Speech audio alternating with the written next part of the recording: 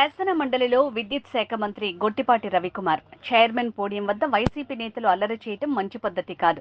సభ సజావుగా సాగేందుకు వైసీపీ సభ్యులు సహకరించాలి.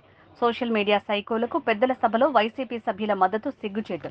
చంద్రబాబు నాయుడు కుటుంబాన్ని అవమానిస్తుంటే అప్పటి సభలో సీఎం హోదాలో ఉన్న జగన్ మిగిలిన వైసీపీ సభ్యులు వెకిలి నవ్వులు నవ్వారు.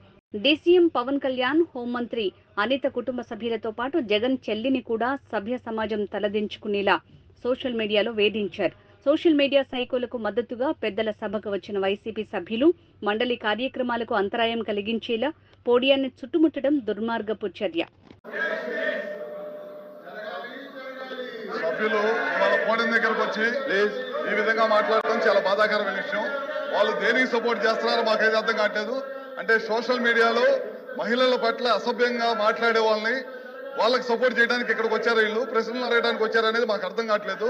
ఎందుకంటే గతంలో చూసాం, ఆ సభలో ఆ రోజు ముఖ్యమంత్రిగా ఉండి జగన్మోహన్ రెడ్డి గారు చంద్రబాబు నాయుడు గారు కుటుంబ సభ్యుల్ని ఈ విధంగా మాట్లాడుతుంటే ఆ రోజు ఎకిల్ నవ్వులనేవి సమాజం తలదించుకునే విధంగా చేయడం జరిగింది.